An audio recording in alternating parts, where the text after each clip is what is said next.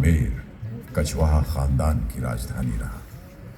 ये दीवारें पहले नीची थी जब तीरों का इस्तेमाल हुआ करता था, और फिर बाद में बंदूकों के इस्तेमाल के साथ साथ इन दीवारों के कद भी ऊंचे हो गए। गौर से देखें तो पता चलता है कि ये एक ही वक्त में तैयार नहीं हुआ, बल्कि हर हुक्मरान के साथ ये बढ़ता रहा, सजता रहा। इस दौर के एक कवि ने दर्ज किया है, पहुंचत भो आमेर में हुक्म भूप जैसा ही, महल चील ठौरा बने बासर उत्तम माही। जयगढ़ ताको नाऊंगे भाशिव फेरी नरेश, करनी अधिकाई जिते बरनी जाति न शेष। राजपूत जितना तलवार का धनी है उतना ही बड़ा प्रेम का धनी भी है। तलवार से वो घायल करे, नैन से घायल हुए, देवर भाले सब सहे, बैन से घायल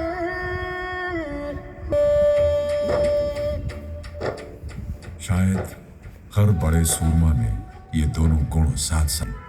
कछवाहा खानदान के हर हुक्मरान ने इन्हीं गुणों से आमेर की परवरिश की। कछवाहा खानदान के छठे हुक्मरान पजवन एक ऐसे ही सूरमा थे, और हौसले के लिए कहा जाता है तुम्हें वो शत्रुओं की फौज से ऐसे काटते पीटते गुजर जाया करते थे जैसे कमल के तालाब से कोई हाथी गुजर जाए।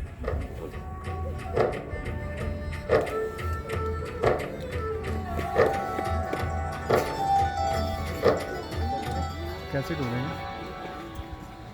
हिंदुस्तान की बेशुमार दौलत और दरिया दिली की शोहरत दूर दूर तक पहुंच गई थी, इसलिए लूट मार के लिए हमलावर बार बार यहां आने लगे। हिंदुस्तान के इतिहास में ये एक नई शुरुआत थी। फारसी, यवन, शक, हून, तुर्क, मंगोल, अफगान कितने हिंदुस्तान को फतेह करने आए और लूटपाट आगजनी करके चले गए। एक के बाद एक खिलजी, तुगलक और लोदी आए। उनकी बादशाहतें बनी और उजड़ गईं, लेकिन न तो जमीन यहां से हिली और न ही हिंदुस्तान फतेह हुआ, बल्कि हिंदुस्तान की तहजीब, सभ्यता और जमीन ने उन्हें फतेह कर लिया और यहीं रख दिया। उनकी आइंदा पुश्तें यहीं दफनाई गईं। 16वीं शताब्दी में जब मुगल आए तो इतिहास ने एक बार फिर करवट ली, जो हिंदुस्तान की तवारीख में युगांतकारी साबित होने वाली थी। 1526 में पानीपत में बाबर ने इब्राहिम लोदी को शिकस्त दी। इस लड़ाई में तोपों और बारूद का इस्तेमाल हुआ। हाथी बेकाबू हो गए और लोदी की सेना में भगदड़ मच गई। पानीपत की लड़ाई के बाद मुगल कंधों पर चढ़े आ रहे थे। दाईं तरफ से पीछे मुड़ के देखें तो उनकी तोपें दिखाई भी देंगी और सुनाई भी देंगी। बाबर के हौसले बुलंद थे। उधर मेवाड़ के राणा सांगा और आमेर के राजा पृथ्वीराज सहित कई राजपूत राजाओं को भारी संकट की आहट सुनाई दे रही थी। 17 मार्च 1527 में राजपूत और मुगल फौजें खानवा के मैदान जंग में आमने सामने हुई।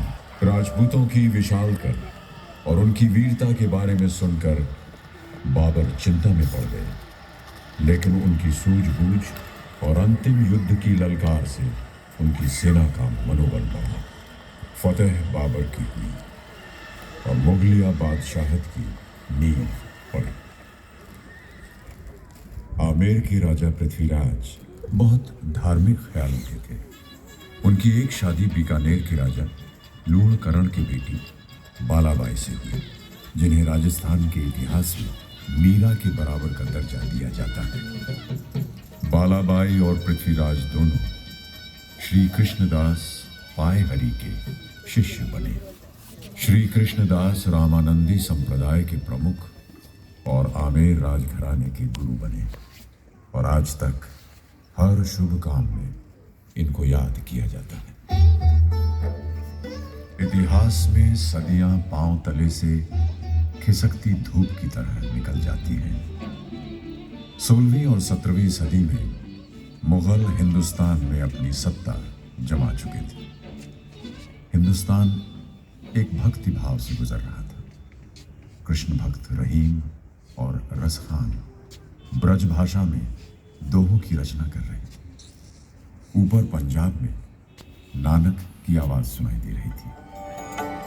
गगन में थाने रवचंद दीपक बने, तार कमंडल जनक मोती, धूप माल आन लो पवन चमरो करे, सकल बन राए कुलंत ज्योति, कैसी आरती कैसी आरती हुई अवखंडना तेरी आरती, अनहता सबद वाजंत तेरी, कैसी आरती हुई अवखंडना तेरी आरती।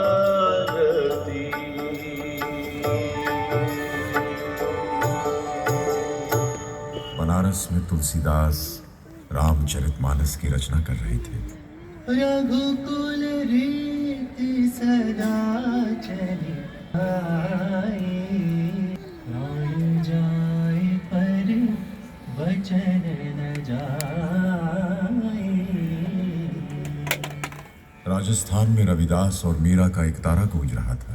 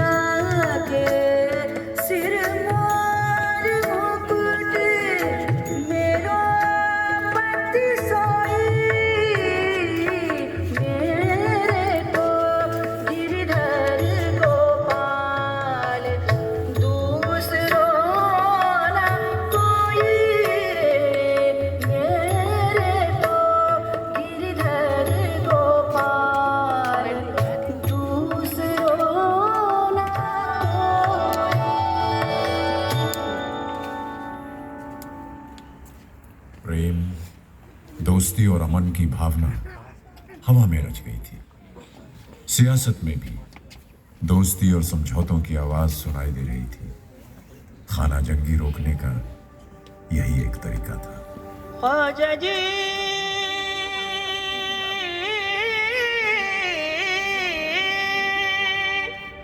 ख्वाजा जाऊं मैं तो पेवारी रे, मोरी ऐसी चुनर रंग डारी, ख्वाजा मोरी ऐसी चुनर रंग आहे रंग डारी, मोरी ऐसी चुनर रंग वो मैं जाऊं भाई, ऐसी चुनर रंग डारी, ख्वाजा जाऊं मैं तो पेवारी। अकबर बादशाह जब सूफी संत ख्वाजा मोइनुद्दीन चिश्ती की दरगाह पर सजदा करने अजमेर जा रहे थे तो सांगानेर में राजा भारमल के एहसानमंद मजनू खां चगताई ने राजा भारमल को अकबर के दरबार में पेश किया।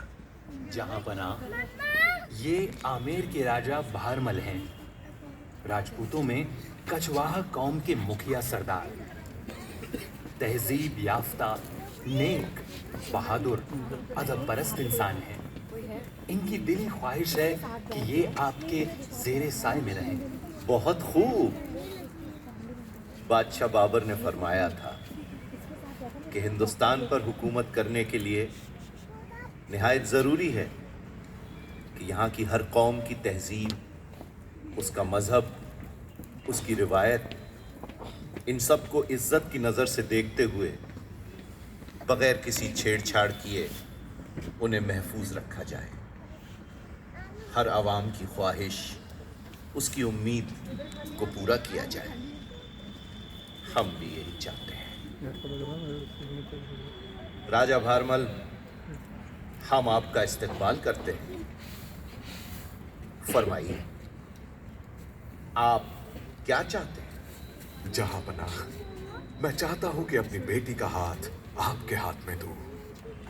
अपनी तलवार की सौगंध खाकर कहता हूं कि हम पुश्त दर पुश्त आपके और आपके खानदान के वफादार रहेंगे।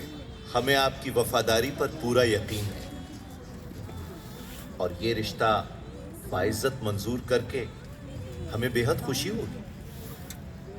आपकी बेटी हिंदुस्तान की मलिका आज़म होंगी और उनका खिताब मरियम उज़ ज़मानी होगा। 6 फरवरी 1562 सांभर में भारमल की बेटी हरकाबाई की शादी हिंदू रस्म के अनुसार बादशाह अकबर के साथ हुई। सांभर राजस्थानी गीत और घूमर नाच से गूंज उठा।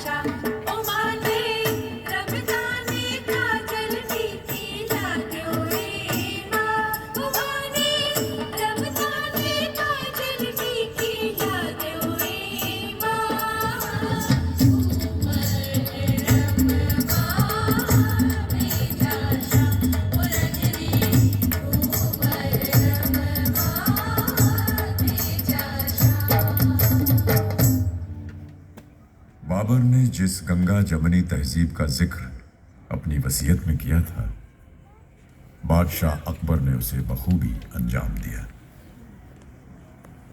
कछवाहा हुक्मरानों और मुगलों का यह पहला समझौता था जो एक ऐतिहासिक मोड़ साबित हुआ। उसी रिश्ते से वो राजपूत मुगल पैदा हुआ जो आगे चलकर मुगल सल्तनत का वली अहद बना और इतिहास में जहांगीर कहलाया। अकबर के महलों में ईद के अलावा जन्माष्टमी, दिवाली, दशहरा और होली के त्योहार भी मनाए जाने लगे। धरती सागर है, 14 भुवन में उजागर है। हे कोकिल बनी सदानंद किशोरी, मृग नारी महिमा प्यारी। हे चंद्र बदनी सदानंद किशोरी, अब तो दरस दिखा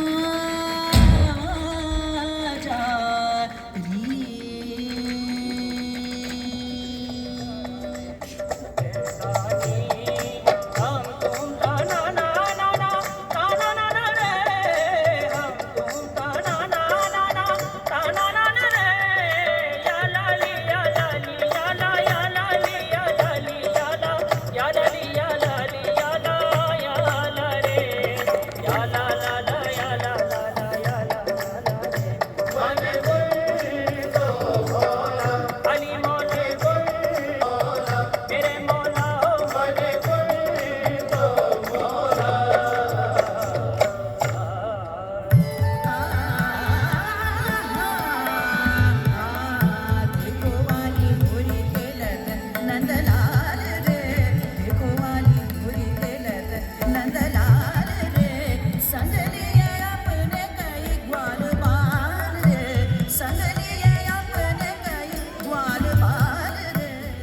के दौर में धर्म और तहजीब का बहुत बड़ा संगम हुआ। अकबर सांगानेर से जाते हुए राजा भारमल की पोती मानसिंह को साथ ले गए। राजा मानसिंह अकबर के 9 रत्नों में से एक थे और उनके सबसे बड़े सेनापति। संस्कृत, फारसी, राजस्थानी और हिंदी के विद्वान। 1599 में जब आमेर महल बना तो अकबर के दरबार की तरह आमेर भी विद्वानों, कवियों और दानिशमंदों से भर गया। मानसिंह के जमाने में कलाओं का अद्भुत मिलन हुआ और यह भी हुआ कि रानियों के बैठने का भी प्रबंध किया गया और उनके पर्दे के लिए जालियां लगवा दी गई।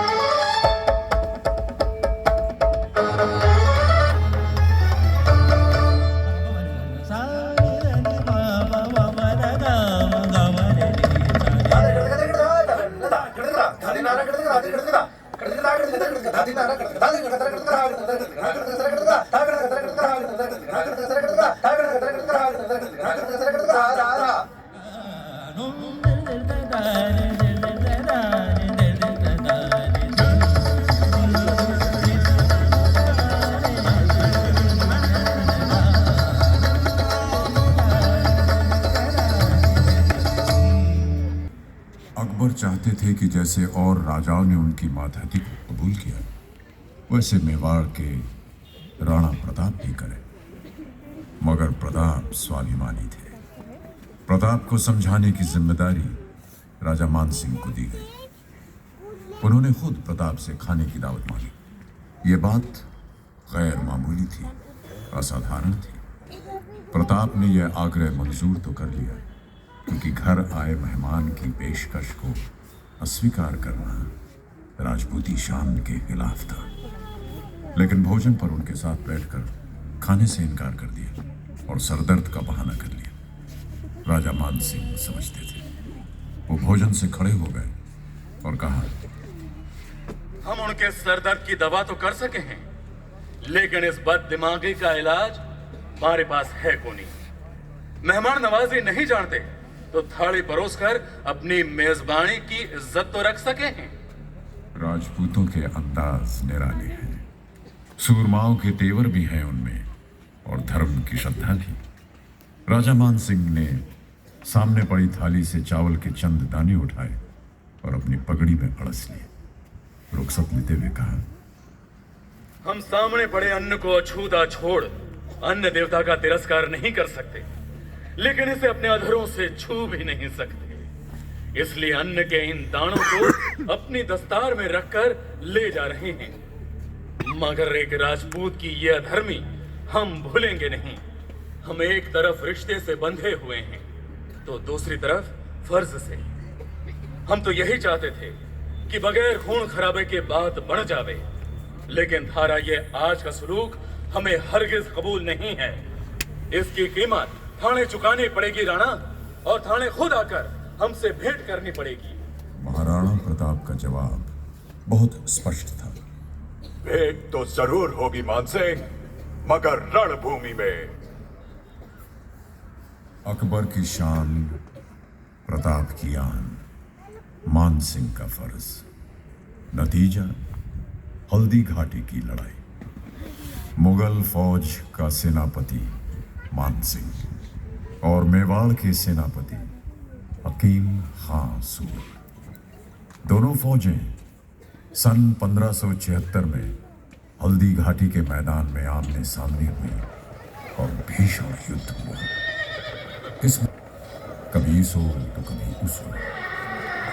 आखिर एक वक्त आया जब वफादार घायल चेतक घोड़ा 3 टांगों से दौड़ता हुआ जख्मी प्रताप को कहीं दूर महफूज जगह ले गया।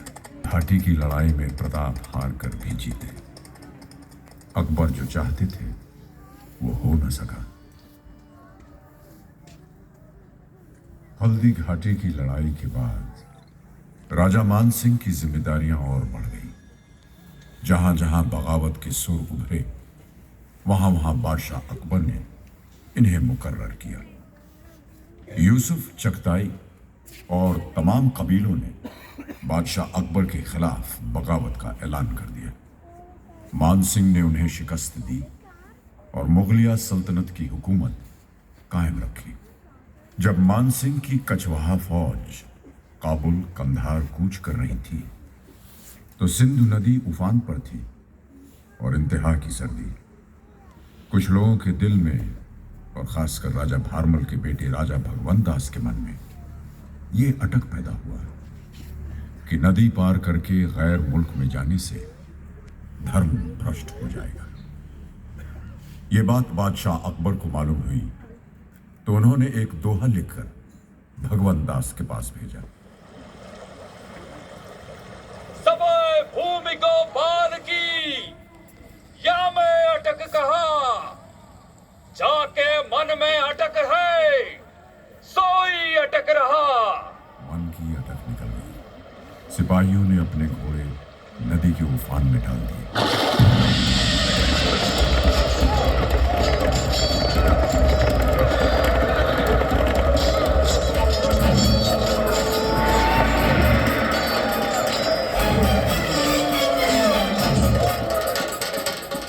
जंग लंबी थी।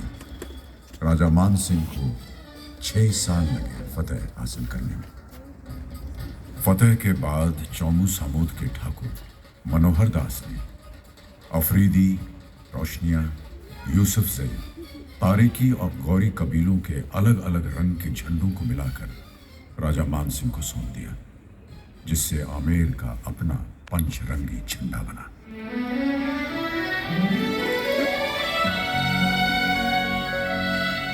पंचरंगा आजाद हिंदुस्तान का तिरंगा आज उसी शान से लहराता रहा। राजा मान सिंह जब बंगाल की मुहिम पर गए तो वहां से शिला देवी को आमेर महल में लाकर स्थापित किया। शिला देवी के लिए राज परिवार की मान्यता हमेशा से रही और आज भी आम हिंदुस्तानी बड़ी श्रद्धा से यहां मंदिर में आता है। राजा मान सिंह के बाद मिर्जा राजा जय सिंह ने आमेर की रवायत को कायम रखा और आमेर दरबार की शान को कम नहीं होने दिया। मिर्जा राजा ने आमेर का दीवाने आम बनवाया और ऐसी शानदार कारीगरी की कि आगरा का दीवाने आम भी उसके सामने मंद पड़ गया।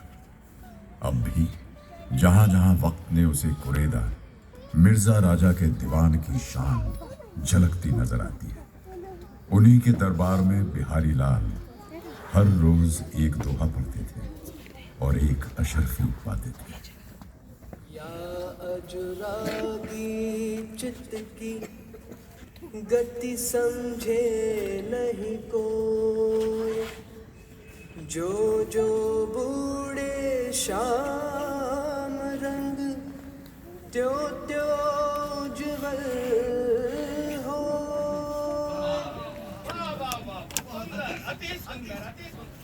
नहीं पराग नहीं मधुर मधु, नहीं विकास ही काल, अली कली ही सौ बंध्यो, आगे कौन हवा।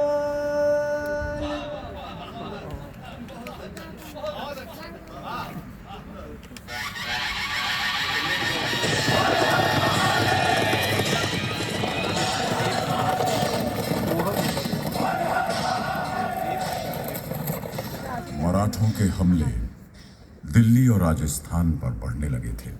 जब औरंगजेब की हुकूमत शिवाजी को पकड़ने में नाकामयाब हुई तो औरंगजेब ने 1665 में मिर्जा राजा जयसिंह को पुरंदर की मुहिम पर भेजा। मिर्जा राजा जयसिंह ने शिवाजी को चारों ओर से घेर लिया और सुलह करने पर मजबूर किया। शिवाजी और मुगल हुकूमत के बीच किलों का बंटवारा हुआ और यह तय हुआ कि शिवाजी औरंगजेब के दरबार में हाजिर होंगे। मिर्जा राजा जयसिंह ने शिवाजी को अपना वचन दिया कि किसी भी किस्म की परेशानी या खतरा उन्हें नहीं होने दिया जाएगा, और औरंगजेब से अर्ज किया कि इस वचन को शाही फरमान में शाही मोहर के जरिए मंजूर किया जाए। शिवाजी औरंगजेब के दरबार में हाजिर हुए और उन्हें सिर्फ 5000 की मनसब दी गई। उन्हें यह नाकाबिले बर्दाश्त था। भरे दरबार में उन्होंने मिर्जा राजा के बेटे राम सिंह से कहा, हमारे पिताजी ने वचन दिया कि दरबार में मुझे इज्जत दी जाएगी। क्या यही इज्जत है? मेरे बेटे को, मेरे नौकर नेता को 5000 की मनसब, और मुझे भी वही 5000 की मनसब, और जसवंत सिंह के नीचे मुझे खड़ा किया गया, जिसे मैं कई बार लड़ाई में हरा चुका हूं। शिवाजी की आंखों में अंगारे फूट रहे थे। औरंगजेब ने राम सिंह से पूछा, राम सिंह, शिवाजी को क्या तकलीफ है? जहां बना कोई खास बात नहीं। ये जंगल के शेर हैं और मुगल दरबार की तहजीब से वाकिफ नहीं है। ओह, तो इन्हें साथ ले जाओ और इनकी देखभाल करो। शिवाजी को बहुत समझाया मगर वो जिद पर अड़े रहे। कई दरबारियों ने उनके खिलाफ बादशाह को शिकायत की और यह तय हुआ कि शिवाजी की हत्या कर दी जाए। कुंवर राम सिंह को जब यह मालूम हुआ तो उन्होंने अपने पिता के वचन और राजपूती शान को निभाते हुए शिवाजी को आगरा से भाग जाने में मदद की। शिवाजी दौसा के रास्ते चंबल को पार कर एक साधु के भेष में जंगल दर जंगल फिरते हुए 12 सितंबर 1666 को रायगढ़ के किले में पहुंचे। उनकी मां जीजाबाई ने उनके छत्रपति होने का ऐलान किया। उनका राज तिलक हुआ और रायगढ़ का किला जाग उठा। औरंगजेब मिर्जा राजा जयसिंह से शिवाजी के कैद खाने से फरार होने की वजह से नाखुश थे, लेकिन आमेर के साथ ताल्लुकात अच्छे रखना उनके लिए जरूरी था।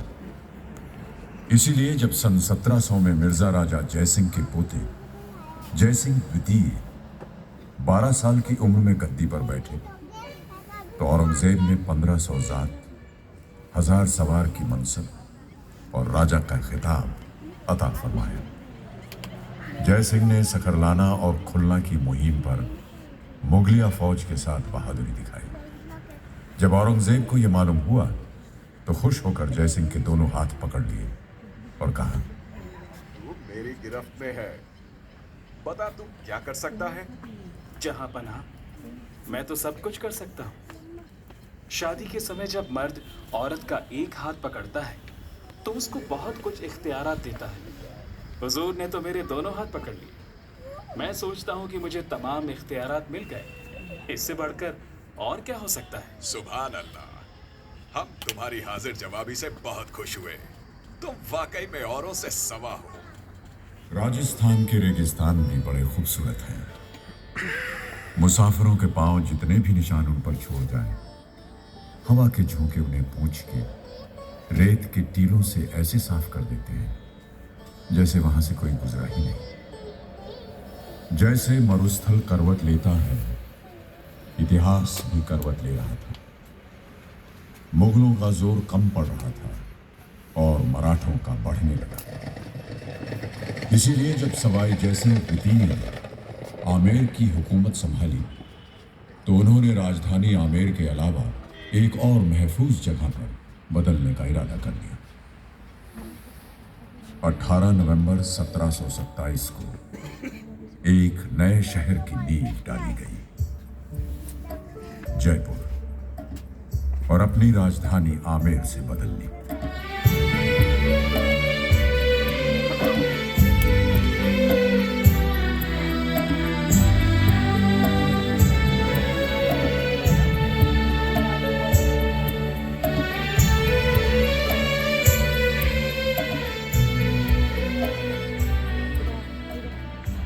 सवाई जयसिंह बहुत दूरंदेश इंसान थे।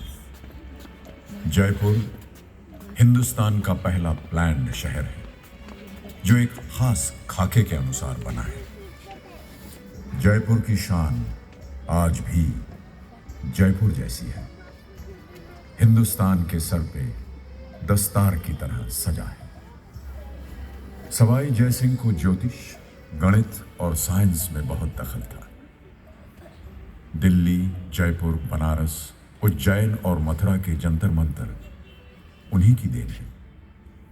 वो पहली ऑब्जर्वेटरीज है हिंदुस्तान की। यह गलत नहीं होगा अगर कहा जाए कि 300 साल पहले सवाई जयसिंह ने आधुनिक हिंदुस्तान की बुनियाद रखी थी। डिस्कवरी ऑफ इंडिया में पंडित जवाहरलाल नेहरू ने इनकी तारीफ में लिखा है, सवाई जयसिंह जैसा इंसान कहीं भी किसी भी जमाने में पैदा होता तो कमाल करता। वो सिर्फ एक हाकिम, एक जंगजू, एक सियासतदान ही नहीं, हिंदुस्तान के सबसे तारीख दौर में एक रोशन दिमाग लेकर पैदा हुआ था। जयपुर शहर के राजधानी बनते बनते आमेर की रौनक कम होने लगी। 600 साल के बाद आमेर को सुस्ताने का वक्त मिला, लेकिन मराठों के हमले बार बार उसे झंझोड़ कर जगा देते। इस बार सवाई जयसिंह को एक किले की जरूरत महसूस हुई जहां वे राजस्थान के खजानों को महफूज रख सकें।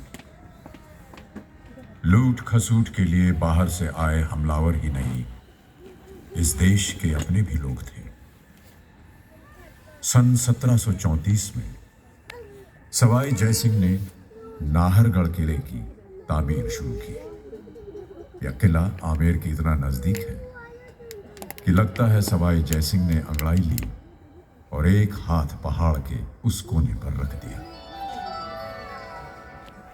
जयपुर के बालिग होने के साथ साथ आमेर की हैसियत घर के बड़े बुजुर्ग जैसी हो गई। वक्त एकांत में गुजरने लगा और अतीत से संभाल कर रखने के लिए बहुत कुछ था जिससे पुरानी यादें जुड़ी हुई थी। आपके सामने खड़ा है सूरज पोल और उसके पीछे पश्चिम में है चांद पोल। एक उभरता है, एक गुरूब होता है, लेकिन यहां ये दोनों दरवाजे एक दूसरे के आमने सामने देखे जाते हैं। चांद पोल के आगे ही किले की पुरानी बस्ती शुरू हो जाती है। आपके बाईं तरफ जयगढ़ किले जाने के रास्ते पर एक 7 मंजिला ऊंचा मीनार है जिसका नाम है दीवार बुर्ज। किसी जमाने में यह रोशन मीनार आमेर का रास्ता बताने का काम करता होगा।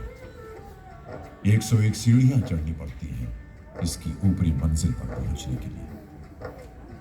फसीलों पर छोटी बड़ी तोपें अब भी उसी तेवर के साथ रखी हैं जिस तेवर से कभी ये दहाड़ा करती थी। जय बान दुनिया की सबसे बड़ी तोप है जो महाराज जयसिंह ने तैयार करवाई थी। 20 फुट लंबी इसकी नाल है। 3 लंबे कद के आदमी लेट जाए तब भी चौथे के बैठने की जगह बच जाती है।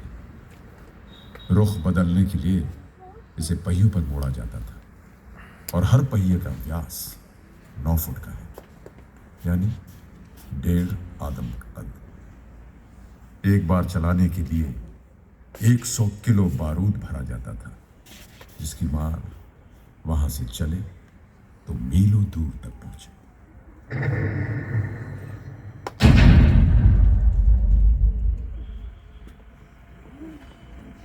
माजी को संभाले, अतीत को गले लगाए, आमेर तन्हाई में खोने लगा।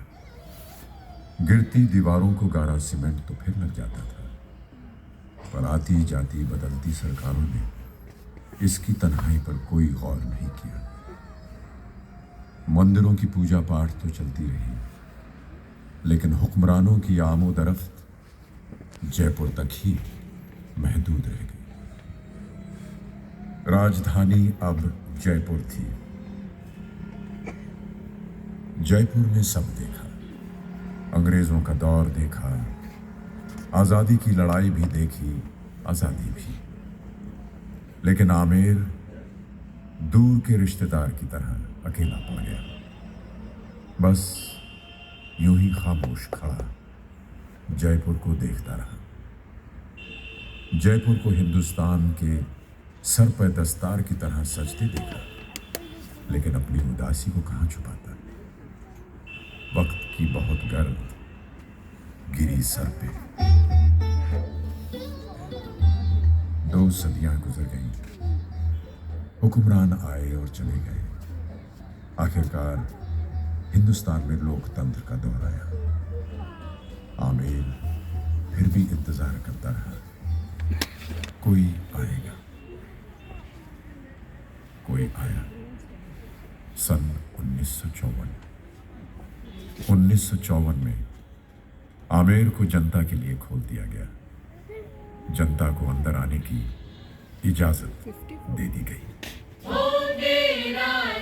राजकुंवर हम बिगड़े दिल शहजादे, बिगड़े दिल शहजादे, हम सिंहासन पर जा बैठे, जब जब करे इरादे, जब जब करे इरादे। आमेर अब लोगों का था और लोग आमेर के। आमेर को आज भी याद आता होगा वो जमाना जब सुबह सुबह शिला माता के मंदिर में आरती की घंटियों और शंख की आवाज सुनाई देती थी। श्लोकों का पाठ, अकबरी मस्जिद से आजान, जहां बजता था शंख वहां होती थी आजान भी। नक्कार खाने से शहनाई की भैरवी, वो दरबारियों की चहल पहल, हाथियों की चिंगाड़, वो घोड़ों का हिनहिनाना, वो चौकदार की आवाज, बाअदब, बामुलाहिजा होशियार सूर्यवंश आमेर नरेश महाराज मानसिंह जी पधार रहे हैं।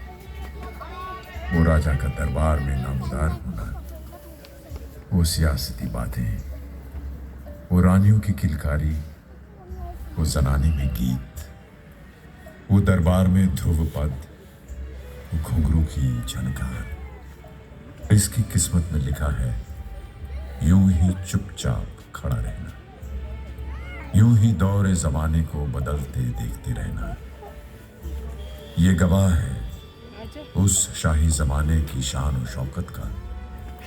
ये गवाह है तख्त व ताज के बदलने का। ये गवाह है माजी का, आज का और आने वाले कल का।